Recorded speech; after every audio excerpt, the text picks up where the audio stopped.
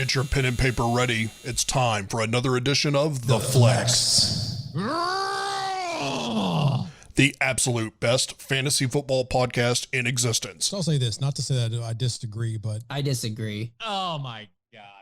Presented by Broadway Sports. All right. Flexers ready? Are you ready? Are you ready, boys? Aye, Captain. All right, let's get into it then. Welcome to The Flex, brought to you by Broadway Sports Media, partnered with 440 Sports. Also, Heimerdinger Foundation, need to mention that. Go over and switch your account over to that. Reap all the benefits there. Head on over to BroadwaySportsMedia.com for all of our COVID content and Banhammer goodness that's going on right now out in the Titans world. Find out in the forums and explain how right or wrong the NFL is for all this and just have a good time. That's what it's there for. That's what we're going to do. But tonight we're talking about fantasy. If you'll notice, we are down one again. Robert Greenlaw, the law, had to step out tonight. We will soldier on without him as best we can. We do have a few of his updates for his sit and start, so we're still going to be able to give those. But what I want to do first, boys, I want to start with our ever-popular segment, What Did We Learn? So, Justin, kick us off. What did you learn last week, or in general? Last week, I learned that sticking with your studs is the move, as evidenced by the man behind me. You know, it was 3 pretty painful weeks. No, behind me. Pretty painful weeks. If you're watching on the YouTube, you would understand. Should be. If you're just listening, you'll understand why I interrupted myself mid-sentence to reaffirm what I already said. But if you were watching, you might understand. Anyway, Joe Mixon, and also talking about the man behind me, I just did that, didn't I? Anyway, Joe Mixon breakout party this week. We called it on this podcast last week. We've been talking about Joe Mixon since the offseason, and he's not the only guy. You know, I think that obviously Calvin Ridley's of the world are going to happen every once in a while, and that's a bummer. But for the most part, your studs came through if they aren't injured, and I learned that I'm not giving up on Joe Mixon, and there's some other guys we may or may not give up on that. If you drafted them, you know, you're kind of stuck with them. For better or worse. Yeah, I'm done. Real quick, I forgot. I meant to check earlier. We are at 88 subscribers on YouTube. 12. It's so close. We just need 12 more. 12 people. Tell a friend. Tell a family member. I don't care if they ever watch. Just tell them to sign up for the subscription. Just subscribe to it. It's fine. Just do it. Anyway, sorry. Didn't mean to interrupt there. But that's what I learned. We will pick, if we hit 100 subscribers, we will pick one random subscriber to shout out for free on the podcast. You don't have to send us a really koozie or nothing. Yeah, that's a good one to do, especially for the you said on the fantasy overtime. Yeah, we'll do it. We'll do on all the shows. How about that? Every podcast. Except for maybe Home Run Throwback. I don't know if Jimmy will remember, but this podcast, Coach's Corner, F Words, Corner host into it, MCA, and am I missing one? Second and Victory. We'll get Second and Victory, and we'll do the live shows. It's like a lot of shout outs. We'll pick one. So get in there, subscribe, do it. Get us to 100. We're so Even close. if your grandma is the 100th subscriber, we'll shout out your grandma. Shout out to grandma. Well, we'll pick a random subscriber from the 100. So you don't have to be number. So if you're already subscribed, thanks. Don't unsubscribe to try to be number 100. It'll be a random subscriber. Right. But if your grandma gets in and she happens to be picked, we'll shout her out. Shout out that grandma. Broadway Sports, home of the grandma shout out. Anyway, Zach, what did you learn about fantasy football? I learned a couple different things. First, like JG just said, always stick with your studs. Sticking with Odell paid off in Odell's back. But moving on from Odell, the Dallas Cowboys have the most interesting offense, in my opinion, because based on what we thought was going to happen in the offseason, there's a couple curveballs in here. A lot of storylines. Dak right now not only had the most passing yards through the first 3 games in NFL history, he now has the most passing yards in 4 games in NFL history. Keeps on rolling. If he stays on his current pace, he will have thrown for 6,760 yards and 36 touchdowns. The all-time record is 5,477. So, I mean, I'm pretty confident. Like, if you want to make a bet right now that Dak is going to break the 5,477 with Vegas, you may want to do it because that may be pretty crazy odds. I don't know. But that's crazy. But then speaking of that, Zeke comes in, and he's having a career low kind of year where he is averaging his lowest carries, 17.5. He's averaging his lowest yards, 68.3. His lowest yards per attempt at 3.9. But somehow he's still running back 4 in both PPR and standard formats. And then Amari Cooper is wide receiver 1. Michael Gallup is wide receiver 33, but CeeDee Lamb's wide receiver 16. Then you have Dalton Schultz, whoever that guy is tight end 6. I mean, this is a crazy kind of looking offense that you should be betting on, but this is not the craziest thing that I've learned this week.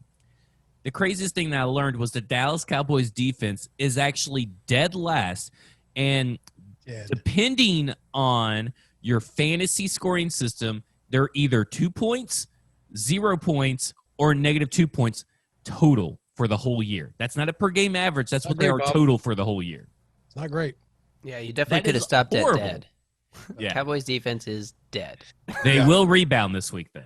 The Cowboys actually never played rebound. into my sit starts later when I was talking about defenses to start. I saw their total. I went, never mind. I'm not even considering that. I don't care who they're playing. I'm not considering them.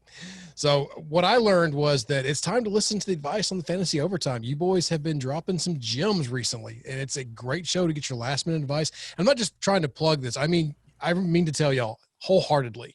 Zach has given me a ton of praise for my In the Trenches article. I just want to mention that anytime I can. But I appreciate that, but I got to give respect where respect is due. And you boys have been doing a fantastic job with the fantasy overtime. Tune in 10:30 a.m. Central. I'll plug it again later in the show, but it's a great spot to get your last minute advice. And these guys have at least 2 or 3 times in a show has called a big day from someone, or it's called a last minute. Hey, if this news is true, then go with this guy. Listen in. Can make those last minute decisions. Also, tune in. We've got 88 subscribers to the YouTube channel. Tune in. We should see 88 plus viewers into that. It's great content. Go ahead. So that's what I've learned. I didn't really have a player other than, I picked up Tanyan.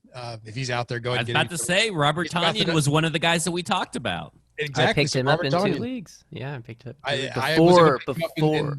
I Sundays. picked him up in 2-3 leagues this week. People still are sleeping on him. He's the number 2 tight end in fantasy right He's now. number 1 in my league. Go That's get crazy. him. Yeah. Well, he had Go 3 get him. touchdowns in one game. He only had 4 Yeah. games. Like, that's not that hard. Especially Yeah, with but Noah still, Fant I mean, dropping and Johnny Smith. But we not did playing. call it. That's We what did. matters. We That called is it matters. that Sunday. I couldn't pronounce his name, and you had to look up his name. No, I knew his name because I'd already picked him Yeah. up, but I did mistakenly say that he was a rookie. He's a second-year guy.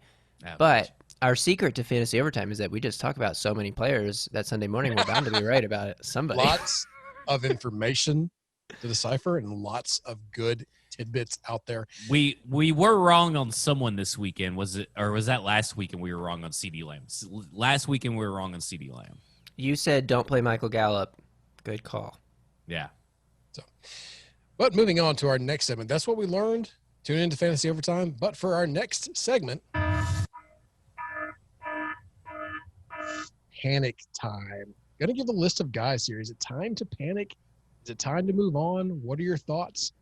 Guys, I want to start with Kenyan Drake. No touchdowns in his last 3 games and diminishing carries over that span as well. And yardage. You get less carries. You're not doing a whole lot. You're going to get less yardage as well. Non-factor in the passing game, which is a little surprising given the offense and given his skill set. Only 5 catches through the whole season. So, guys, is it time to panic on Kenyan Drake? I'm out on Kenyan Drake. I'm kind of surprised by this Arizona offense and kind of out and kind of glad that I somehow missed on every Arizona player that I wanted to target. I wanted to target Christian Kirk. I wanted to target Kyler Murray, DeAndre Hopkins. I mean, pretty much all of them. Like, everybody on there. And I didn't get any of them. And I'm feeling kind of good about it, to be honest. Like, I'm not missing anything that I feel like is so special and spectacular that you had to do it. But speaking of specifically Kenyan Drake, this is quickly becoming the Chase Edmonds show. And I don't know if it's a combination of a little bit of injuries or maybe he was just overhyped. And what the Kenyan Drake we saw last year was not the real Kenyan Drake, which to me is very surprising. But it's Chase Edmonds looks like the better back. I am still trying to trade for Kenyan Drake in one league. I do not have that great of a running back situation, so I'm taking a chance. But this guy won't let him go. He's like, I'm going to give it one more week. I'm going to give it one more week. I'm going to give it one more week. And eventually I'm going to look at the weeks that he keeps pushing me off, and Kenyan Drake's not doing any better, and I'm going to be like, okay, well, I'm out. You can just keep Kenyan Drake at this point. So I personally, I think it's weird. Let me talk out both sides of my mouth. You should trade for Kenyan Drake, and you should trade Kenyan Drake. I know that doesn't make any sense, but it's all about value. Yeah, it's all about the value. You right now. figure something out and either make the trade or figure something out and get rid of them because you're mad at them anyway. And someone else will probably pay a little bit higher price than what they should. Hey, I'm looking for a running back right now. I'm getting rejected all across the board. Maybe I'll take Kenyan Drake off your hands. Who knows? There you Let's go. see. Make a deal. So here's my thoughts, because I drafted Kenyan Drake in a few leagues. And if you listen to this show, and you've been listening for a while, we had a handcuff episode in the preseason where we not only mentioned Kareem Hunt as being a must draft in the mid rounds. Hopefully you were listening now with Nick Chubb's injury and you have Kareem. We said whether or not you get Nick Chubb, draft Kareem Hunt. But we also said Chase Edmonds was one of the most valuable handcuffs. And the reason was because whether or not Kenyan Drake got hurt, Chase Edmonds might be a part of that offense. And we're seeing Chase Edmonds, in fact, be a more productive member of the offense than Kenyan Drake, despite whoever the starter is, right? So hopefully you have Chase Edmonds also if you got Kenyan Drake. But if you are stuck with Kenyan Drake wondering what to do, I am not so sure that trading him away this week is the move because of his schedule. He plays the New York Jets. The Jets are a cure-all for pretty much any team going through anything in this 2020 season, right? So, I mean, we saw the Broncos struggle with Brett Rippon under center, and they still beat the Jets because Melvin Gordon ripped off a long touchdown run at the end of the game. That's what happens to the Jets. People rip off long touchdown runs. They're allowing 26 most points to fantasy points to running backs right now. So I'm thinking Kenyan Drake's going to be okay this week. Now, that said, if you can deal him after this week, I'm not so sure. Like Zach said, I understand what Arizona's doing on offense. They could flip the switch at some point and be like, oh, wow, we need to stop putting so much pressure on Kyler Murray and establish the run better against these light boxes that our offense creates, but they're not doing that yet. So maybe you hold on to him and hope it happens. But I definitely think if you can trade for him, and like if you can trade somebody on your bench, not a starter, for Kenyan Drake and just have him sit on your bench and hope that he pops sooner or later, then why not try to grab him? He's someone you can maybe get at a low cost. So it's like a half panic. Yeah, I'm not panicking, but I'm not. If he wasn't playing the Jets, if he was playing like almost any other team this week, I would be benching him. But because they're playing the Jets, I'm going to keep starting him in my leagues. I also have Derrick Henry, so I have to. I'm at the other end of the couch, side-eyeing Kenyan Drake, thinking about breaking up with him. That's where I'm at. Well, more to come on that. We'll see if he pops. And hey, and if he does pop against the Jets, I think maybe the way to go is to sell as high as you possibly can after that week, because more incoming doubt and downfall may be in for him. So that's something to keep monitor if you still have him. But of course, if you have him in our league, I'm willing to trade now before the Jets game so I can get that Jets game under my belt. Moving on to DJ Moore. The target shares have dipped the last 2 weeks, and without CMC in there, you really figured that would have been a little different for DJ Moore as arguably the number one receiver. I know Robbie Anderson's there, but the talent there for DJ Moore, is not matching the output. I mean, he's been okay-ish, 8 points each of the last 2 games, but there's no touchdowns to go with that, and just it's not a great feeling when you're out there. So where are we at on DJ Moore? Justin, start us off this time. Well, the running backs keep getting all the touchdowns in Carolina, so we'll see if that can continue. Because Robbie Anderson, who's outscoring DJ Moore, he only has 1 touchdown himself. That was a 75-yarder he scored in week 1. I think that's right. And last week, I think a tight end and a running back. Yeah, there'll be a correction if it's wrong. Last week, a tight end and a running back caught Teddy Bridgewater's 2 touchdown passes, and then Bridgewater ran one in himself. Mike Davis they've been like scoring touchdowns in the red zone with the running backs. So the touchdown numbers aren't there, but I'm going to talk about DJ Moore a bit again later. I'm not panicking on DJ Moore. I'm not super excited about him, but he also has a great matchup this week. They play the Falcons. Terrible pass defense. Like everyone in Carolina's passing offense should be able to be productive against Atlanta, even if Robbie Anderson is still better this week. So it's kind of a similar situation for me. I'm like not panicking because this week he has a good matchup, so I'm still rolling with him. Thoughts on DJ Moore, Zach? I'm going to say this, is that I'm a big DJ Moore believer still. And I know it's been a disappointing start, but he's roughly got a 25.5% target share and I think 49% of his air yards, are both above his marks for 2019.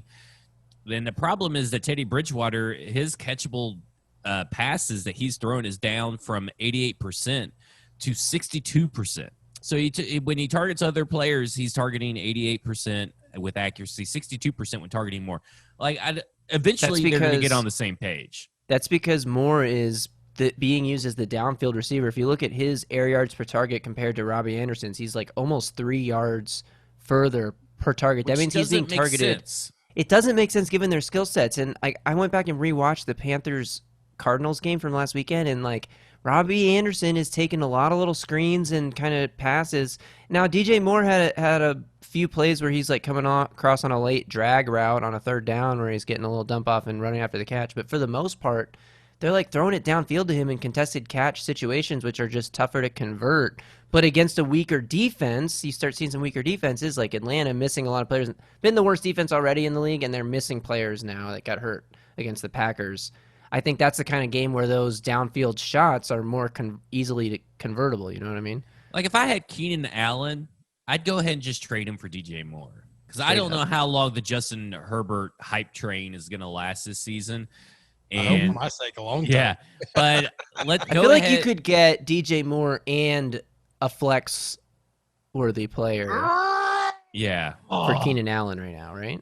Yeah, I think you probably could. I think you sell Keenan Allen high and you get by DJ Moore low. If I that is a 100% buy low candidate, but I'm also not gonna send a wide receiver. I'm not gonna do a 1v1 trade. I should be getting two things back with DJ Moore and trading. I'm also one not player. trading my top two receivers for DJ Moore out there, Greenlaw. Yeah. Moving on. So next player up, Michael Gallup. Huge game for Seattle a couple weeks ago, but then appears to be the norm in the NFL. And really crashed back down to earth versus the Browns last week for 2 catches for 29 yards. Where are we at with Michael Gallup? I mean, we called out some big games for him, and he had one, but then he came back down to earth. So is it more the CD Lamb hype train, or Michael Gallup's still in fact? Mark Cooper's not going anywhere either. I think there's too many mouths to feed, and I think that Dak, for whatever reason, has developed a eye to go to CeeDee Lamb first and Amari Cooper second and vice versa. And I think Michael Gallup may even be his 4th receiving option when he's going through his reads. And I don't know if that's by play design or choice, but I really feel like he's looking Amari Cooper, CeeDee Lamb, Dalton Schultz, then Michael Gallup. Yep. Now, that can change. We don't know. But for me, from where I drafted, I'm looking at where I drafted Michael Gallup. I'm probably panicking and getting rid of Michael Gallup. But there's just no reason to have that fantasy headache. And that's the point, is that you call it panicking, whatever. I don't want the fantasy headache of having to decide if I'm going to start Michael Gallup. Is this the week to start Michael Gallup? Because that's what I would do if I had Michael Gallup.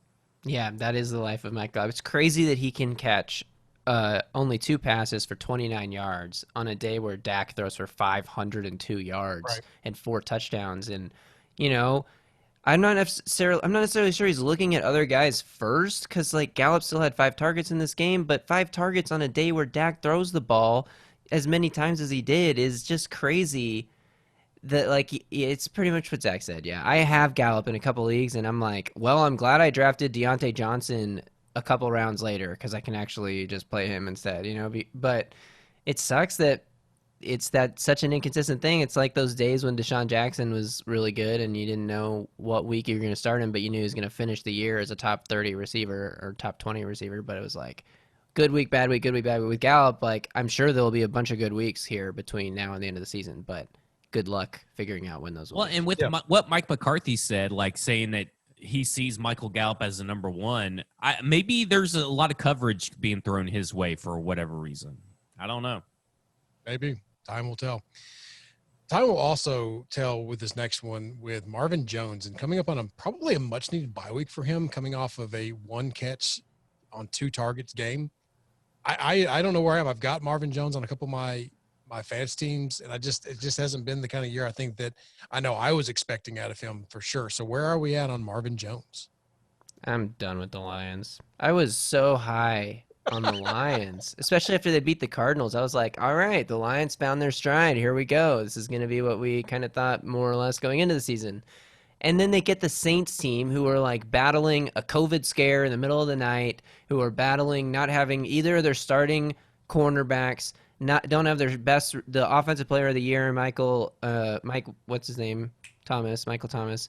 And the Lions again get off to a 2-touchdown lead. They intercept Drew Brees early on, and then they just completely collapse. And it's just crazy that the Lions can be so bad, that against a defense is missing those pieces. It was so bad against Aaron Rodgers the week before. They could be so ineffective. And I'm just like done with Marvin Jones. If you have Kenny Golladay, you're like lucky he got in the end zone. But without that touchdown, the last 2 games, without the touchdowns, he's not producing as a wide receiver 1 for sure. If you draft him in the 3rd round, that's too early now. Matthew Stafford, I'm dropping him in leagues. So like the whole Lions team, I'm panicked on Marvin Jones because I'm just done. I'm done. How the turntables have turned. For real. Because I'm saying don't panic on the Lions. Don't panic. And here's why. How long till Matt Patricia gets fired? Who cares? I mean, irrelevant to the fantasy. Yeah, I think it's irrelevant to the fantasy thing because it may, if Darrell Bevel becomes the head coach, maybe, but we'll see. Here's the thing. Here are their next few games: Jacksonville, Atlanta. Okay, then they have Indianapolis, which I'm not as believable on everybody else. Minnesota. Then Washington, Carolina, Houston, Chicago, Green Bay, Tennessee, Tampa Bay, Minnesota. That's a favorable schedule. But not only that, after the bye week last year, he went for games where he had 34 points, and this is standard scoring. 34 points, 21 points, 10 points, 15 points, 11 points. He'll have, and that's non-PPR, so you add PPR back to that, you're going to have a PPR to a quarterback? Who are you talking about? Oh, you're talking about Marvin Jones right now. Yeah, we're talking about Marvin Jones. Sorry. How confused are you right now? Yeah. I'm not confused. I thought you were on Stafford for some reason. No, this is all. This is coming out of the bye. I mean, yeah, Marvin Jones coming out of the bye and is that was actually going to be pretty good. And that's with shitty ass quarterbacks he had last year. Oh my God, I don't even remember. Was Jeff Driscoll one of them? I feel like I don't know. Sounds about right. But let me say, yeah, David Blau was one. Don't even bother with that correction. Who cares? But like that. Thanks. Don't panic. I won't. I think Marvin Jones. I think Matt Stafford. I think they're going to bounce back, and Kenny Golladay will too. You're going to start to see the Lions offense that you and Greenlaw try to beat into my head all offseason. It's coming. I can feel it. Now that you guys are out on them, I'm in on it, and I'll look like the genius, and you guys will look like little loser crybabies that gave up too quick. So maybe the life store isn't the best place to get your fantasy advice at? Yeah. I would say so. One thing to note, Adrian Peterson scored a touchdown against his former team, which he always does. Yep. All right. Fair enough. So moving on then from Marvin Jones to Mark Ingram and J.K. Dobbins. Ingram, 64 yards rushing the last 2 weeks with only 1 touchdown and then 13 points in 2 weeks for him. So even with that touchdown, only 13 points over those 2 weeks. Dobbins, only 22 yards rushing and only 39 yards receiving on 5 catches during that same time span. It's not the Zach, I'm going to go to you here first because this doesn't seem to be that production train that was just going to keep on chugging and hand off from Ingram to Dobbins at some point. It's just not, doesn't seem to be picking up that speed. Let me say something. This Baltimore Ravens team is sneaky, just mediocre in my opinion. They're just not as dominant as they were last year. They're not taking 80% of snaps with a lead, so they're not just running it down people's throats. I mean, you're talking about the 31st ranked passing offense, and the rushing offense so far is good, but it's really all Gus and Lamar. They're letting Gus cook. Well, they're splitting it up amongst all of them. That's the problem. Yeah. But Gus is doing the most with his opportunities. That's the problem, is True. that Mark Ingram, who is used to a split backfield and still producing, and he's done it almost his whole career, is not producing. And J.K. Dobbins is not he's in a third down role, and it's not really working for him. I think at this stage of the game that you have to trade him. I just recently traded straight up J.K. Dobbins for Deontay Johnson because there's teams out there that need running backs. So if you have Mark Ingram, you have J.K. Dobbins, and you see a team that's desperate, you need to be trading those guys for probably someone better than him. Because in my opinion, Deontay Johnson right now is going to have the higher upside for the rest of the year because you don't know what's going to happen. I know that everybody wants to own a piece of this Ravens rushing offense, but right now it's Gus Edwards and it's Lamar Jackson, and the other two are kind of like the forgotten men. And I do have hope that J.K. Dobbins turns into J.K. Dobbins, but if I'm a fantasy owner, I'm just out on it. Just sometimes fantasy headaches are not worth it. Here. JJ, anything to add? Not really, just that it's about the workload, and if you're not getting it, it's not just going to magically appear. So, I don't know. I'm not in on those running backs either.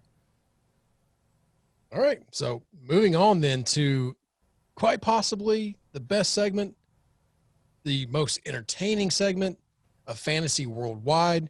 And we got to start off with a little review, boys. And I got to be honest with you, Zach, take a bow, man.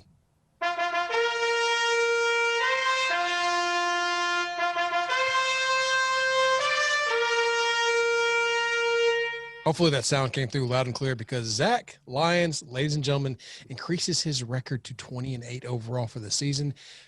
Perfect on the week. Did not get anything wrong. Nothing. The perfect week, just like I called it.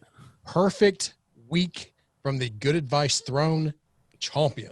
Can you quickly explain what that means? Perfect week, nothing wrong. What are you referring to exactly? Nothing to really debate about his choices or if this and that. Right, I but what got does that all mean? seven. I got all 7 of my picks correct. So that means what I meant was there's nothing that I could go and go, do I really want to? No, but I mean like literally explain it to people. Yeah, we're trying to explain to the listeners. 7-0, got all of his sit starts right. Yep, got every single one of them. So basically, what we're doing is taking the if you have a sit, you can't pick a top 12 quarterback. You have to pick quarterback in the top, outside of the top 12 for their ranking so far in the season. So basically, every pick I got, Ryan Fitzpatrick, Devontae Parker, both starts. Emmanuel Sanders was a sleeper. All this stuff I got right. 100% infallible right here. Can't be stopped. This sit-start train is going to the moon. Now, Justin did have a near perfect week, but I'm not scared. Not scared because he really started out really sloppy. Yeah. I will say one other thing I learned this week is that Terry McLaurin is matchup proof. I said to sit Terry McLaurin. That was my one bad call. I told you last week. Because going against that Ravens defense, Marlon Humphrey and Marcus Peters is like, how's he going to get open? But he's matchup proof. He's quarterback proof. It doesn't matter that Kyle Allen's a starter now. Never, ever bench Terry McLaurin. So this, of course, will be the week he goes for 3 points or whatever. So one thing of note last week, and we're men of our words because Greenlaw, JG, and I all three picked for our sit starts players who were affected in some way by COVID. Now, what this means is that Graver picked Cam Newton. He got a free sit out of that, and we let it stand because that he didn't play. He didn't get any points. He was a sit. If you listen to him, he wins. I said to start Eric Ebron in the tight end. He didn't play. So that's not, he didn't get any points. So we're going to be fair here. Could I have gone in and changed? No, probably not. I just accepted that it was going to be a defeat, and Greenlaw was much the same way. And I think that's just the gentleman's agreement we're going to make going forward, that if something like that happens, we're just going to have to deal with it. Much like Titans players, nobody knew if the game was getting played on Sunday or not by the time we recorded. Apparently. So yeah, exactly. So we had to do the best we could with what we had in the moment. So one of my no's was an automatic just because Ebron didn't play. I'm not going to complain about it. I still went 4-3 on the week. I'll take it. I was above 500. Now, if I can just get my overall record over 500, I'll be really happy. I'm sitting at 13-15. Greenlaw sitting at 14-14, and Justin Graver in a distant second to Zach at 15-13. So we got some work ahead of us, boys, to catch Mr. Lyons. He is on fire. Maybe everybody tuned in should listen to him. So I give great advice for other people. I told you guys at the outset. Other people, great advice. I just never take my own advice. And always second guess yourself. there's a reason that you're the chief fantasy officer of Broadway Sports Media. CFO. So maybe it's great for our brand that you are the one that's kicking our ass right now. So let's go ahead and get this started. We do have Greenlaw sit starts, and we'll just briefly mention him. He has some notes there with them. I'll try to keep up with those unless someone else has them and wants to volunteer. I'll take some. I got him pulled up so I can do whatever you need me to do. Just call on one of us. Okay, Justin, go ahead and give us your start at quarterback this week, though. All right, baby. This is going to call for a little background change. We're talking about jungle cats today. Bengals are one of them. We're real proud of Joe Mixon last week. Obviously, he's a stud. He was my sleeper. Not much of a sleeper, but he qualified. This week, we're talking about the Panthers as our other jungle cat, and that's my boy. You see him there, Teddy Bridgewater. He's my start at quarterback. I'm a little bit riding the high from last week, but I really do think that the offense under Joe Brady and with Teddy Bridgewater back there is starting to come together. Last week, 276 passing yards, 2 touchdowns, plus 36 rushing yards, and a touchdown on the ground. He looked really good running the ball. I think that whatever knee injury he suffered in Minnesota, which was pretty catastrophic, I think it had a multi-year timetable for full recovery. He looks 100% past that. And here's the big kicker. The Panthers are playing the Falcons. No team is allowing more fantasy points per game to quarterbacks than the Falcons.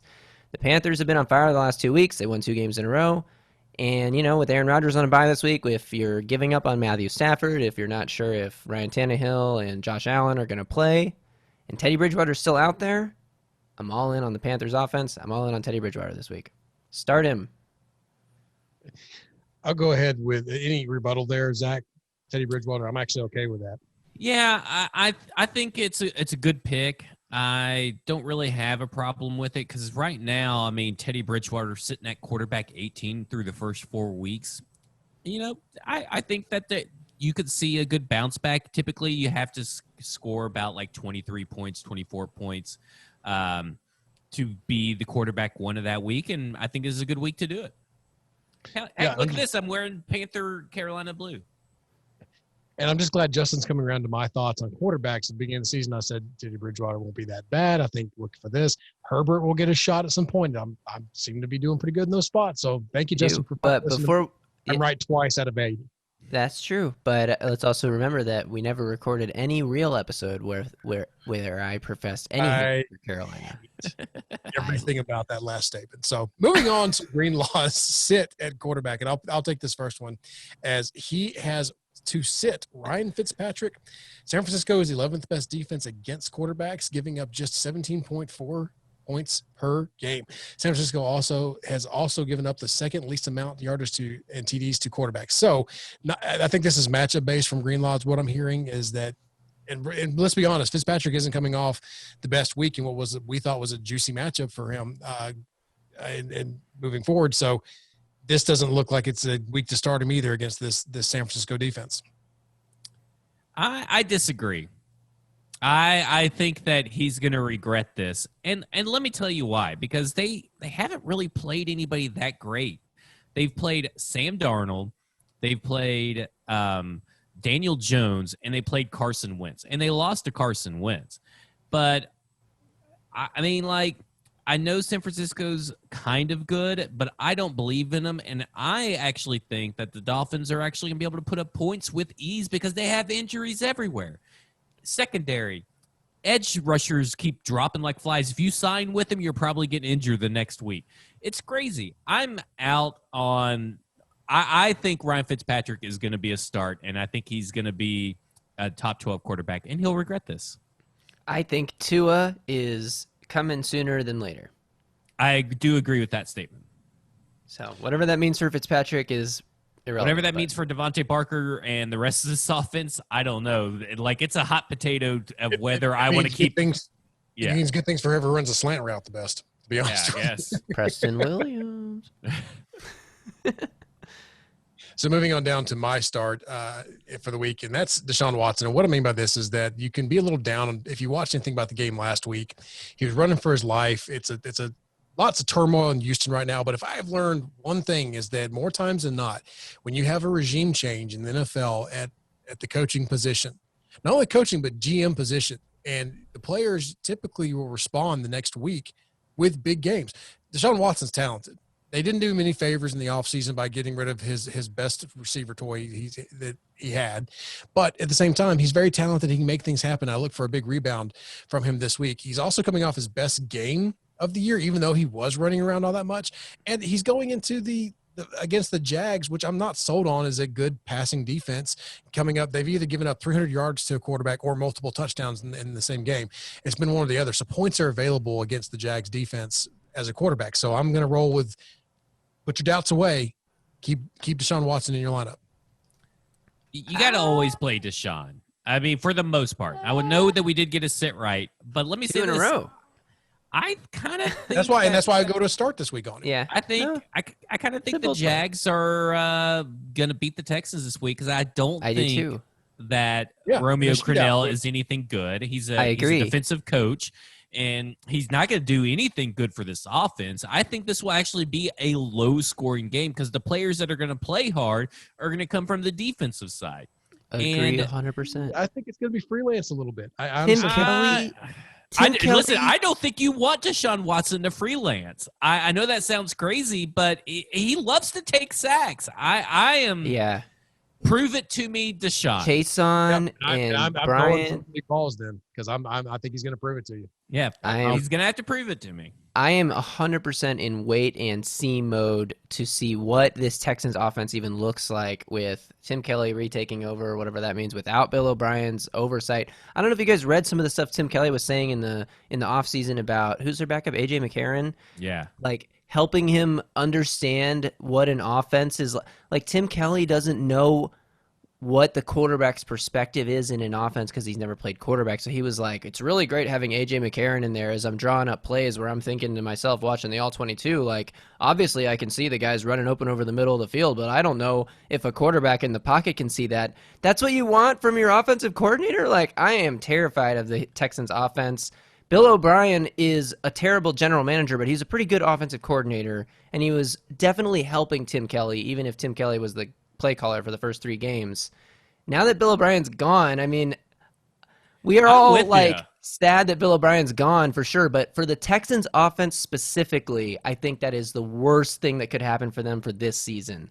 So I am fully it's out. because, I mean, like, okay, Tim Kelly gets the play call duties back, which he wasn't very good with them at the beginning. And that was with an offensive. See, that's the problem with this whole regime change, by the way, is that compared to other things. So like, when Dan Campbell took over for Joe Philbin, the team rallied around Dan Campbell, but there were other the offensive coordinator and the defensive coordinators were still around, right?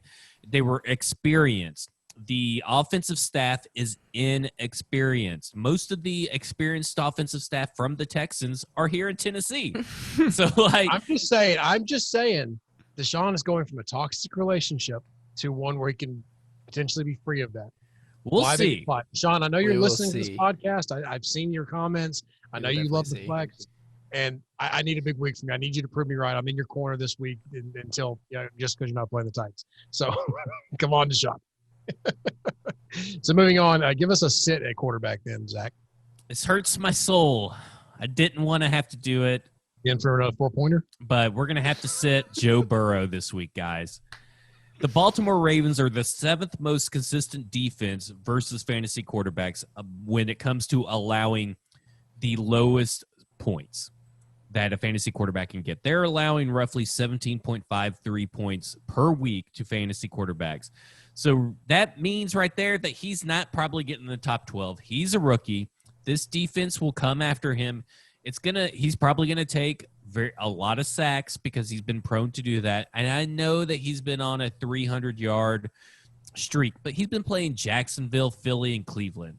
Like, give me a break. Let's settle down on – that's my biggest thing through this whole first 4 weeks is that everybody's just throwing to the wayside the competition that these players are going through and teams are going through. It's not just fantasy, it's in real life, like the Colts and the Steelers. I think they're both overrated. But, I mean, it is what it is. They can't help the schedule. And this schedule right here coming up for Joe Burrow with the Baltimore Ravens is not going to be good. Baltimore. I think he's going to be under 300 yards. I think he's only going to have one touchdown, and I think he's going to have multiple interceptions. So 4-point game coming in. Maybe Possibly. Justin was right. This is going to be his 4-pointer of the year, right? It'll be 4 points. 7-0. Yeah. Maybe listen to him. I don't know. This is what we're here for. Stay with you, Zach. By the way, let me preface this. I don't really feel too great about this lineup as a whole that I'm about to present. You said that every week. But last week I called the perfect week. Last week was week. Pretty cut and dry. Terry McLaurin was stupid by me, but for the most part, me and Zach we saw things pretty. Yeah, clearly. this one was a little rough around the edges to get to. I'm fully confident I would have been 5-2 if Ebron could have played. But whatever. Honestly, against the Titans, I am too. So stick with you, Zach. Give us a start at running back. We're going with James Conner, baby. Coming off a rest, he's getting his health back to where it needs to be. And he's coming off 2 back-to-back 100-yard games, and he's going up against Philly. And Philly sucks. Philly is the worst. I hate watching a Philadelphia Eagles game come up on red zone and see those stupid uniforms and that stupid quarterback and that stupid head coach. I'm sick of them. Miles Sanders, get bent, kick some rocks. However, we're talking about panic button on Miles Sanders. Yeah, I'm panicking on the whole Eagles team. Yeah. James Conner, Philadelphia allows 18.67 points per game to running backs. Now, that does not sound like a lot, but when you look at the Steelers' backfield, because that's for all running backs, not just running back one, it's all running backs on a team. Right. But when you look at the Steelers' backfield, he's the guy. We saw Benny Snell come in, and we've seen Anthony McFarland do little things, but let's all get real here. It doesn't affect what James Conner does, which is going to get you 100 yards and probably a couple of touchdowns. And barring injury, Conner should have his best game to date this week. Yeah, I can see that. Yeah, no complaints here. So we're going to go with, they said, and if you thought I got beat up for my Deshaun Watson pick a second ago, watch JG's eyes here in a second when I mentioned my sit pick this week. And my sit this week is Joe Mixon. Coming off. What are you saying? This is crazy. He just got half 100 last week. What are you doing, Ryan? I hear you. I really do. But here's the problem. That's 64% of his points on the season in 1 week. And I don't know what the trend is. Maybe he's on the uptick, but I'm thinking that was his one shot at a great game. I don't know. I think he's going to crash down to earth a little bit this week. The Baltimore Ravens are 9th in fantasy against running backs. I know some of the competition they've been against. I get it.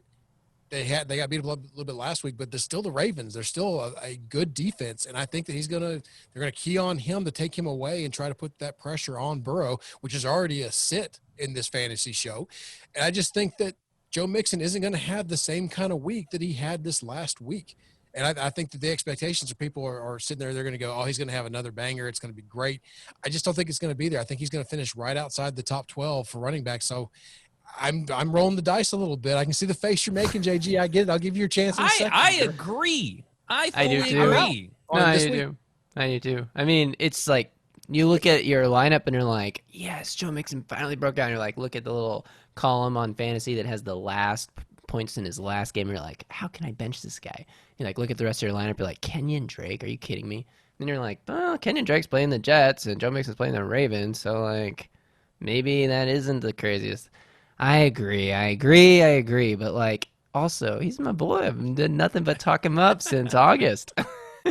I know. And when I thought about this, I was looking at who I would sit in that top 12, and I went, God, that's right there. Do I really want to go there with Joe Mixon? So, I mean, I'm going to do it, though. So I'll go big or go home. I got to start making some moves in this draft to try to see what I can do. But that's where I am, sitting Joe Mixon.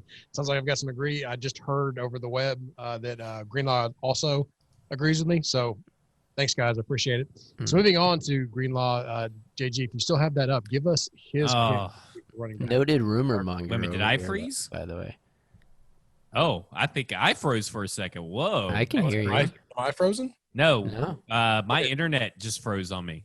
Okay, No, so you're what good. me? I'm good. We're all good. I'm good. Yeah, we're good now. All right. So give us that Greenlaw pick this week for his, what is it? Start at running back? Yeah, start. Sorry. Staying on theme with the jungle. God You know what I'm trying to say. Mike Jungle Cats. Mike Davis Pat Bears is and Greenlaw's start at running back, which, I mean, seeing the way that this guy has taken the workload in the backfield, I don't see how you can really disagree. Mike Davis has taken at least 75% of the snaps since becoming the starter.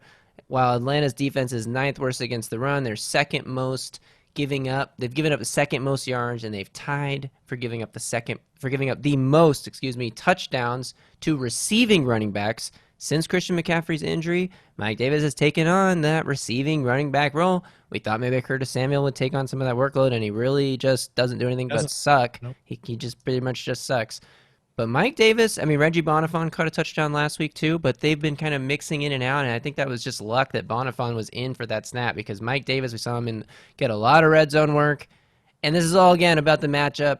The Panthers, honestly, I think the Panthers are for real. I'm in on Matt Rule. I'll talk about it more when we get to DJ Moore, but I'm in on Matt Rule and the Panthers, baby. I think that this offense is We were clicking. in on the Panthers on the offense early in this year. I brought up the Panthers We've offense. all been in on the Panthers offense for sure. They And- started slow, though. The first couple of games, it was kind of like, wait a sec. But it's, a brand new offense, never played together. Joe Brady's figuring out his NFL, getting his NFL feet under him. It's just start your Panthers kind of weak. If you play daily fantasy, like a lot of lineups are going to have all the Panthers, just all Yeah. the Panthers. All the Panthers. Yeah. Every single one of them. Yep. So stick with you, JG. And coming off of a guy here who won me a start last week, or yeah, was it me? Yeah, me. I'm sorry, I can't remember my picks last week. Won me one of my starts, getting 19.3 points, finishing at RB12, just barely getting in there for me. But now, have the tides turned? The tides have turned because I am not in on Todd Gurley this week. Same game. I have not talked about a different game yet in my start sits here. But here we are. I'm sitting Todd Gurley because mostly you can't rely on quarterbacks throwing blocks at the goal line for all of your fantasy points. And Gurley had 2 rushing touchdowns last week. He's been getting a lot of red zone touchdowns, but I do not think that is a sustainable thing to bank on from your running backs. And you may be looking at this matchup and thinking like Carolina's been the defense to play against running backs so far in 2020. But honestly, they've been improving week by week. They stifled Kenyan Drake. Yes, Chase Edmonds got in the end zone, but that was on a receiving play that he got in. I think that, meanwhile, Gurley has not crossed over 82 total scrimmage yards in a game this season. He's only playing 53% of Atlanta's offensive snaps. He has a less than 5% target share in the passing game in what should be a really pass-heavy offense for a guy who's historically been pretty effective in the passing game. But out of all running backs right now, he's 50th in team target share. So he's not helping you in that category. If he doesn't get in the red zone, if he doesn't have those red zone touchdowns, he would not be a startable running back. I don't know if he gets those red zone touchdowns against the Panthers this week in a game that could be a shootout. So I think that Matt Ryan is a play, but I'm benching Todd Gurley because I'm just too worried that touchdowns thing is not a sustainable way to win fantasy games. Fair enough. Any rebuttal there, Zach? Keep a name on your radar of Brian Hill.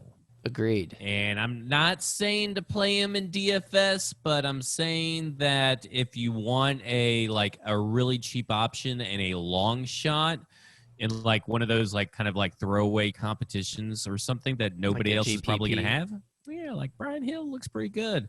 Mm-hmm. And he got a lot of buzz, and 2 weeks ago he really showed out. Now this past week, the Atlanta He did got a lot of playing time, but so something did weird. Ito Smith. But yeah, they went a lot of Ito, which they hadn't done previously. I think that and was once the game was kind of really out of Yeah. hand. They were like, let's let Ito get some run out there. So we'll see. But I'm kind of with you. Todd Gurley's a little stinky, even though it's going up against a good matchup.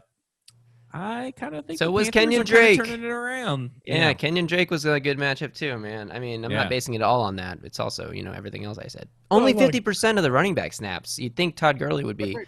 That's the arthritis thing, probably. They're trying to workload management. Kawhi Leonard his ass. Possibly. Stick with you then for our third and maybe, I don't know if it'll be final Panther on this list. We'll see. Who's your starter receiver? Boom, baby. Look at this guy. DJ Moore. I am all in. We already kind of talked about DJ Moore. You mentioned the target share earlier, Zach, around 25% team target share. You look at Robbie Anderson, 28 catches compared to DJ Moore's 18 catches, but Robbie Anderson only has 2 more targets, 34 targets compared to DJ Moore's 32. 32 targets in 4 games is a pretty good number. Obviously, 8 targets a game now. The last couple of weeks, that number has been down a little bit, but at the end of the day, just like we mentioned when we were talking about in the panic section, so I'm not going to spend too much time, matchup play. Falcons are a horrible defense. They allow 25th most points to wide receivers. It's the same reason we're playing Teddy Bridgewater. Same reason Greenlaw is playing Mike Davis. Start DJ Moore, Robbie Anderson too. I mean, I might have a DFS lineup that is all 4 of those guys, and then we'll fill in the rest with other guys just because I think this is going to be a high-scoring game, and I think the Panthers are going to be the higher-scoring team. Good. No arguments for me. No arguments from We've heard a lot about the Panthers. Let's move on then. That's fine. That's fine. And sorry, Zach, you're Zach. Give us Greenlaw's sit. Well, we're going to an NFC South rival. Even though Chris Godwin is out this week, you should sit Mike Evans, according to Robert Greenlaw. Bears are the only team in the NFL to have not given up a touchdown to a wide receiver in the year of our Lord 2020. They've given up the 4th most red zone targets to wide receivers, but teams have only turned that into 4 catches. Very bendy, but no breaks. So let me tell you this. You have to make sure that sneaky Mike Evans, he loves those little 1-yard touchdowns. I don't know what it is, but he had another one last week, like a really short yardage touchdown. So I don't know if bend but not break works, but it's not my pick. It's Greenlaw's pick, and he's saying sit Mike Evans' ass on the bench. Thursday Night Football. Boo. Yeah, Thursday Night Football is notoriously stinky for fantasy football. It's really tough. And let me say this also. This Bears defense is much better than the Chargers defense Brady played against. This is a very opportunistic defense. Brady's little errant throws that he made all the way through is not going to work. Slow down on the defense. Okay, we'll get there. Yeah. Oh, sorry. Spoiler alert. So, probably better off spending your time voting for Fat Bears in Canada than you are watching Thursday Night Football from a fantasy perspective anyway. Well, unfortunately, the Fat Bear voting has closed, and Fat Bear's already been announced. But you can still vote in the United States 2020 presidential election. So get out and do that. Like now. Register. Register. I think the deadline to register has... Oh, well, I've been registered, so I didn't worry about the deadline. If you're not registered, you haven't been paying attention to the year 2020 of our Lord or whatever the hell you just said, Zach. In the year of our Lord 2020 is what I said. Year 2020 of the Fat Bear. Yeah. There we go. There we go. I like that. So, guys, in my wide receiver spot, I picked a person who was a breakout last week to now sit. I'm picking a guy who's coming off of a breakout, kind of came down to earth a little bit, in Justin Jefferson. I'm going to go with him as a start because he's playing the Seattle Seahawks. They're the absolute worst NFL defense. First to pass. I'm Justin Jefferson. I don't have anything else to say. It's the Seahawks. Yeah, that's all you need to say, to be honest. I think he's going to have another massive game, much like he did against the Titans in this week. So I just think that they're going to try their best to stop Thielen, and Jefferson's going to eat. I think that the Vikings kind of figured it out, and Jefferson is going to be a pretty much must start for the rest of the year. Yeah, I agree. He's not in the top 12 yet, so I'm still free to use him in my starts. It's going to be top 24. 24, and he's actually 24. He's actually wide receiver 21, but we'll let it slide. Oh, let it slide. on, baby. I really appreciate it if you didn't call me out on the show. Oh, sorry. Nobody heard me. I must have been looking at a different nothing. It's okay. I'm whispering really quiet. No one can hear me. Yeah, sure. Real sure about that. So, all right. So moving on then, Zach. Sit Cooper Kupp's ass down. It's not gonna do it this week. And let me say, I know that his stat line and his everything looked great last week, but it's off the 155-yard run, and he looked really good on that run. I saw it. He looked really good, but he's been kind of average. That's why he's at the bottom of this top 24 wide receiver list. And let me say something. This is a Robert Woods game. Robert Woods has been a little quiet these last couple of weeks. I'm calling a Robert Woods game. But let's talk about Washington's defense real quick. They're the second best fantasy defense against wide receivers. They allow 16.8 points to fantasy wide receivers. They're fourth in yards, which fourth best in they've allowed the least amount of yards. They are the fifth best in interceptions. They have the fifth most interceptions in the league. And as far as touchdowns allowed, they're right there in the middle at number 13, a little bit above average. But let me say this. This team is a good team. I know people want to look at the record and want to think of the Washington football team as the old Washington football team, a joke. But this is a good football team. Ron Rivera has this defense humming. Ron Rivera has this defense humming. And the rest of the year. And Ron good. And I think Kyle Allen can Alex Smith this team to a couple of wins and be competitive and keep this a couple of wins. Fresh. You want a bold prediction? Yeah. These motherfuckers are winning the East. Woo! Anybody can, because right now they're in second place at 1-3, so anybody can. Only do because it. the He Eagles might be able to start a team and go win the East right now. Yeah. Hey. Let me say this. I can. The Rams are very up and down. I don't know what Rams team we're going to see this coming Sunday because we saw them struggle with the Giants and Over the mountains, Ryan. Yeah. So I am going sit on Cooper Kupp. Nice. All right, sticking with you. Give us a start at tight end. Sorry. Mo Alley Cox. We just saw Dalton Schultz go for 4 for 72 and a touchdown versus the Browns. In terms of points allowed to opposing tight ends, the Browns allow the fifth most points. Throw them out there and let's roll. That's pretty much all I got. I mean, I'm with it, and y'all got to watch the YouTube. You got to see the moment Justin and I just shared when I was cracking up there. Y'all got to see it. Here's the thing about our quarterback, Mo Alley. He only had one catch last week, but it was a touchdown.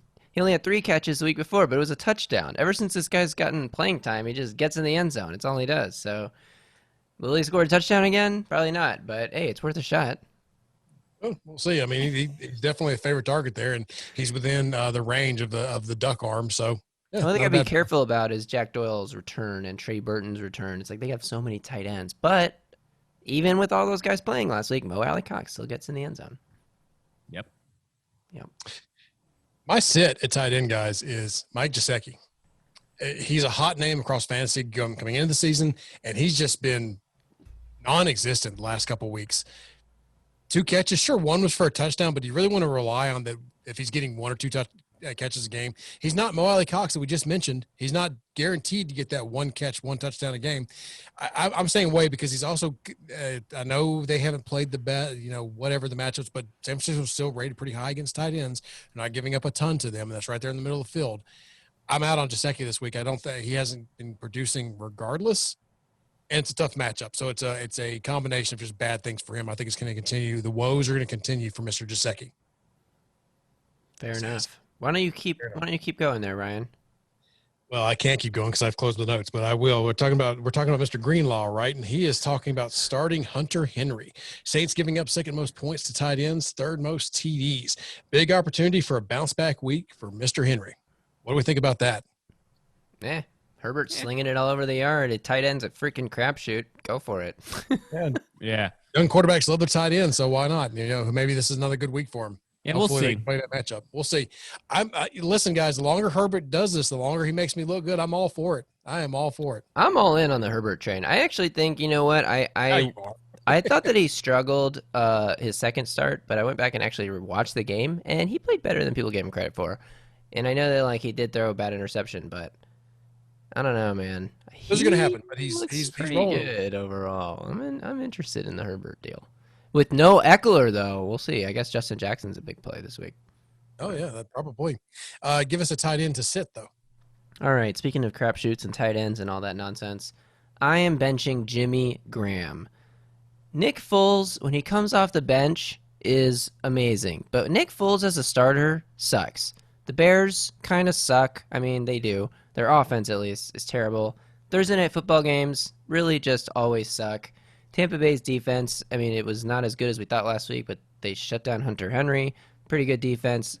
Jimmy Graham is that kind of guy who might have a one catch for a touchdown type of game just because it seems like his main usage is in the red zone. He did have 10 targets, 2 touchdowns, 6 catches for 60 yards against Atlanta, but in his other 3 games, he has 8 total catches. Atlanta, we just watched give up 3 touchdowns to Robert Tonyan. Maybe Atlanta's just really bad at covering tight ends. I'm not starting Jimmy Graham. I know he's in the top 12 tight ends, but no thank you. Thursday Night Football players. Even defensive hold and tackle a tight end properly without, and then gives up the touchdown. I mean, that was one of the more ridiculous things I've seen. Tonyan coming off the line gets tackled. It gets up and still scores a touchdown. And that wasn't the George Kittle fake fall down play. That was he got legitimately tackled and then got up and caught a touchdown. Unbelievable. Oh, man. So let's stick with that theme, though. Who's your defense to start? So there we go. Thank you for throwing it out there. Zach teased it already. The Chicago Bears. I thought about going with Denver, but mostly because I don't know if Cam Newton's going to start. If Cam Newton does not play this weekend, if he's not back in time, then I do think Denver's a great play. But because of the unknown, I'm actually going to stick with the Bears. As noted in my tight end sit pick, Thursday Night Football sucks for fantasy players, but that usually means the defenses do okay. The Bears D, I think, is going to be able to get after Brady a little bit just because he's such a statue in the pocket. Robert Quinn, Khalil Mack, they both had good games. Khalil Mack dropped an interception. Prince Amukamara had an interception last week that was overturned. I think this Bears defense is actually pretty good. I mean, there's a lot of talent. Eddie Jackson is super talented safety. The Bucs are missing Chris Godwin. Who are all those guys that have already been ruled out? Chris Godwin is Leonard out. Fournette's doubtful. LaShawn McCoy's out. LaShawn McCoy's out. I think Chris Godwin's questionable. So there's a lot that the Bucs offense is not going to have in this game. I think the Bears have a good defense, and I know that the Bucs and the Chargers ended up in a shootout, but the Bears offense is not the kind of offense that's going to end up in a shootout. So even if the Bucs are able to score some points, it's going to be a lower scoring game overall. Also, Thursday Night Football is just going to be ugly. And also, Tom Brady sucks. Tom Brady sucks. And the Bears are not in the top 12 defenses right now, but I think that if you can pick them up, they will end up in the top 12 defense. So go ahead and grab them now while you still can. My mind, y'all were talking about Patriots matchup and Tom Brady, and my brain just crapped out of me. Like, wait, who are all the Patriots playing this week? Because my brain just went completely out the window when you talked about the Patriots and Tom Brady. I'm like, oh, wait, Tampa. That's right. Okay, I did Tom cross paths there because Denver plays the Patriots. Exactly. So, for a second, I was like, wait, I thought Denver was playing the Patriots. What? Hold on now. And I'll get into the Patriots again when the next time this snakes to me. But how about for now, you get into Robert Greenlaw's defensive sit pick? Robert Greenlaw's defensive sit pick is the Philadelphia Eagles, who Zach already mentioned. This is a pretty simple one. They play the Pittsburgh Steelers. Hold on to your butts, Eagles. Enough said. That's what Greenlaw wrote. I like it. I like it too. The Eagles can't tackle. How are they even a top 12 defense? Sit the Eagles. All right, guys. Okay, if you're watching on YouTube, if you're listening to the podcast, I need you to pause. Go get some water. I've got a defense I've got to spend a ton of time on here. I've really got to go in depth. I've got to really cover it. So just go ahead and do that and come back. It's the Arizona Cardinals, and they're playing the Jets. That's my analysis. Whew. Ooh, that was a long one. I need a break after that. Don't overthink this. The Jets are going to jet. Start the Cardinals. Joe Flacco's playing. Sam Darnold's hurt. Start the Cardinals. Yeah. Le'Veon Bell could be back. Still start the Cardinals? They'll start the Cardinals. Okay. I don't care. Okay. Yeah. Start Just the want Cardinals. to make sure. Yeah, I'm good. Is Adam Gase still the head coach? Start. Yes. And Adam Gase. It will hold. All right, Zach, on to you. Sit the San Francisco 49ers. Just do it. Don't fall into this trap that the Miami Dolphins are a bad offense. Don't do it. Just sit them. And here's why. As I said, sit the tight end, but play the receivers. Here's why. Do you know, on average, what opposing defenses are scoring against when they play Miami? The fantasy defenses that play Miami, what are they average? 17.2. Whoa, no. 4.5 points a game. Oh, okay. So these defenses that play Miami, these fantasy defenses, the opposing team, they don't score a lot of points. That ain't going to get you in the top 12. Let me tell you that. As I've said, the 49ers have had a rash of injuries, and there's going to be lots of scoring because if San Francisco's probably going to blow the doors off of Miami's defense, which means there's going to be a lot of yards, a lot of scoring, a lot of field goals. Just just taking little bits and pieces away from this San Francisco 49ers defense. Do not play the San Francisco 49ers this week. So you think that Greenlaw's call to sit Fitzpatrick is bad because garbage time Ryan is going to pull out his beard and just go crazy. Rub it all over that other team. His chain and his glasses. Like it before. This fits your motif. So, Devontae guys, Parker. And yep, I like it. On to the flex position here. And, Zach, sticking with you, give us a start in the flex. This was a really hard one. I went back and forth. I started with David Montgomery, and I started looking at snap counts and all this stuff, but then I started looking at his matchup against the Bucs, and I was like, oh, no, I'm not good. Then I was going to choose Darius Slayton, but then someone had Darius Slayton in their wide receiver and swapped him out because they got a little chicken to him. And offered him up on a scared. silver platter to anyone who wanted to use Darius Slayton as their But flex. I had already I've got started. a fantasy. I do not want to jinx myself, so I'm not picking him. I had you already are starting started him. my research on Russell Gage. And Russell Gage is the flex start of the week. The old 12 Gage himself. Julio is not practicing, wasn't at practice on Wednesday. And he is going up against the fourth-ranked fantasy defense for fantasy wide receivers. They allow the fourth most points, the Carolina Panthers do, to fantasy wide receivers. No Julio Jones. Hayden Hurst sucks. Todd Gurley can't catch a pass.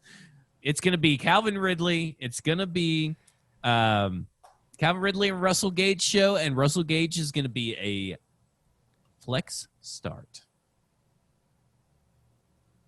I like it. Sure. I said in this flex a couple weeks ago, I was only going to play the sound one time at the start, and we're good. We're moving on. Unless you just really want to know. So now we have to be fighting on who gets to say flex first and hear the sound. Are you happy now? I just Yes. keep playing every time you say Very happy. flex.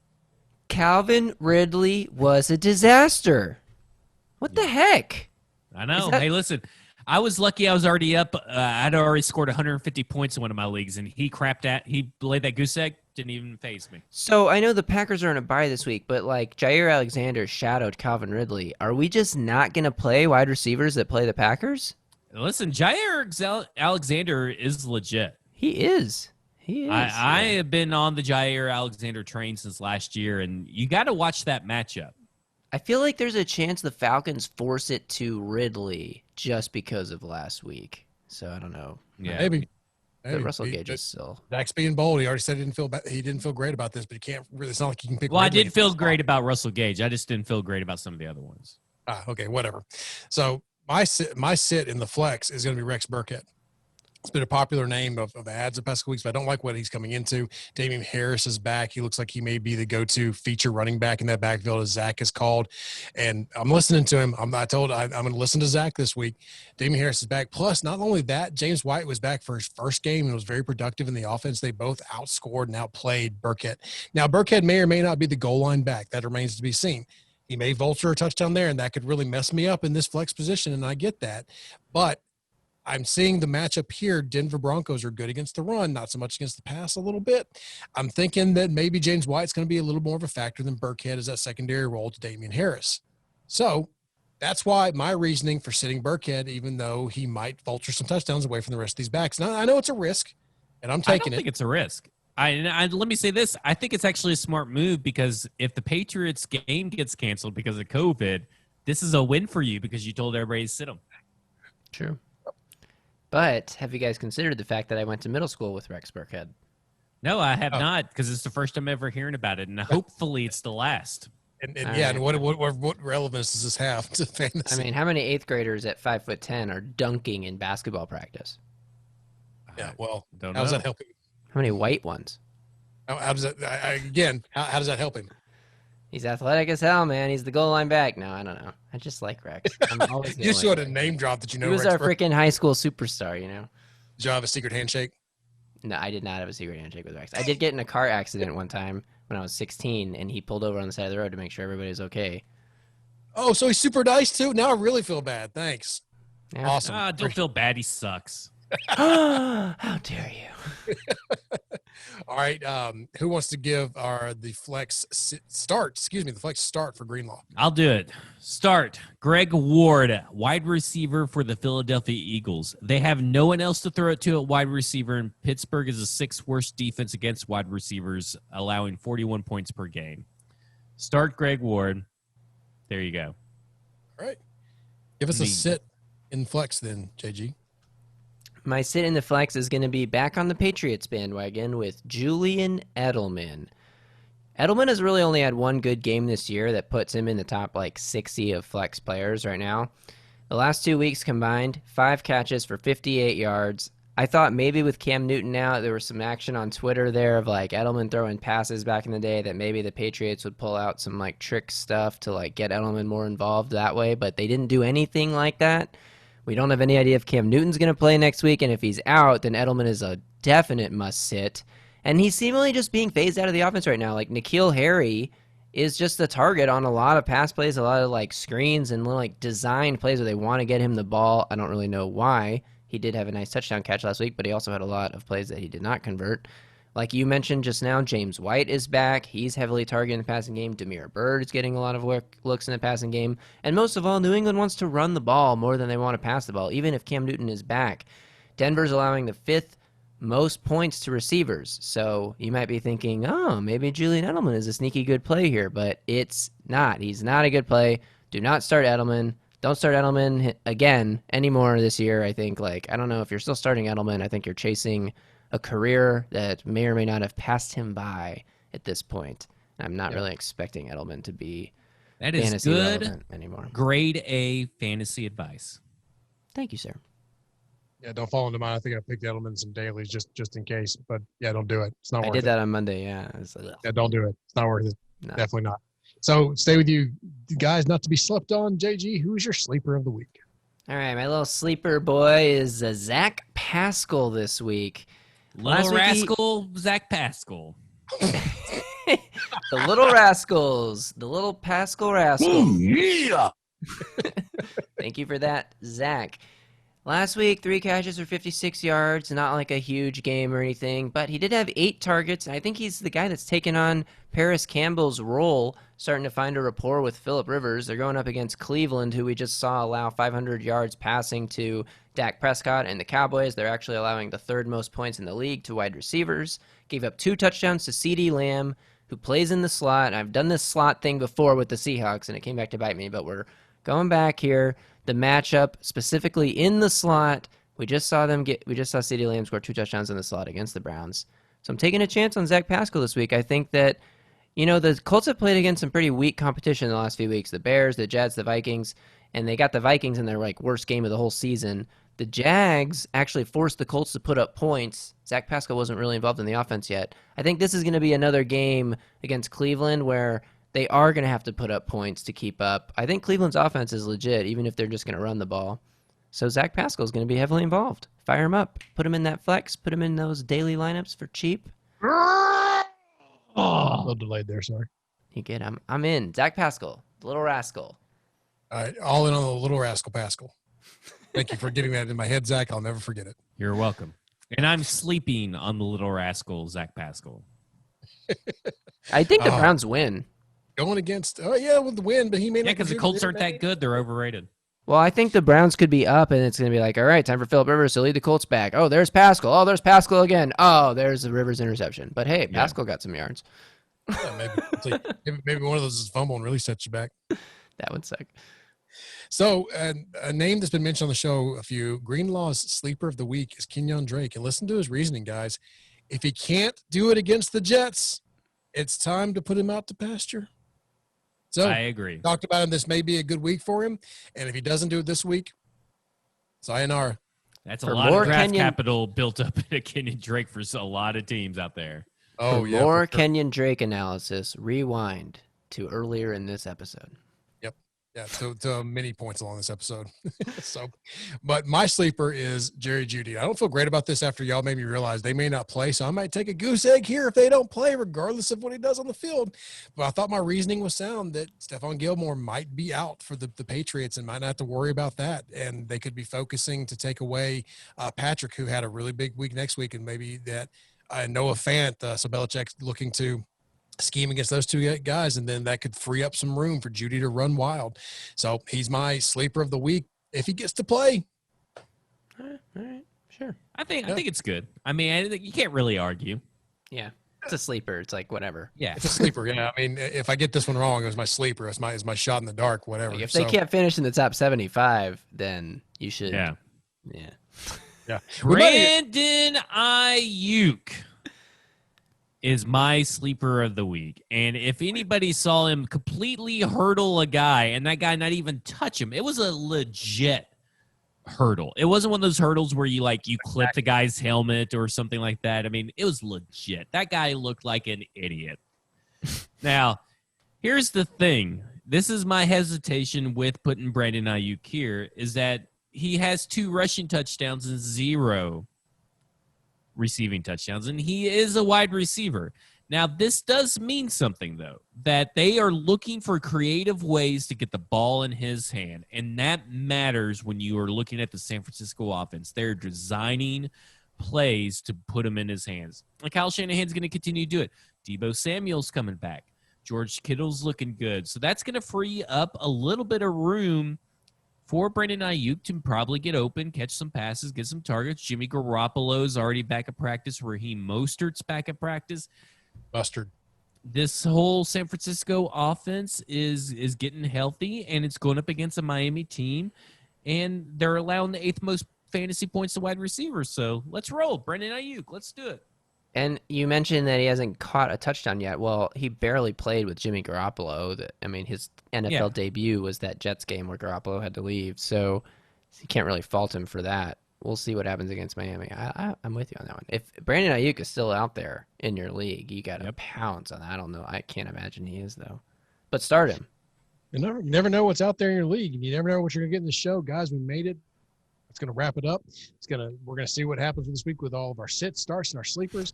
In closing, remember to be sure and check out all of our other podcasts and articles that Broadway Sports has to offer at BroadwaySportsMedia.com, partnered with 440 Sports. Be sure to make that switch over to the Heimerdinger Foundation account as well, so you can benefit and feel good about yourself, going towards a great group there. Also, make sure to catch Zach and JG at 10:30, as we mentioned earlier, 10:30 Central on the Fantasy Overtime for all your last-minute sits and start and injury advice. Follow Broadway Sports on Twitter at BroadwayTN and the show at Flex on Broadway. I'm not going to give you the handles. If you should be watching, you should see them right down there below somewhere on all of our names. I can't point to all of our other ones, but they're there. Go check them out. Make sure you're checking out our Facebook and Instagram social medias. Until next time, see you, Flexers.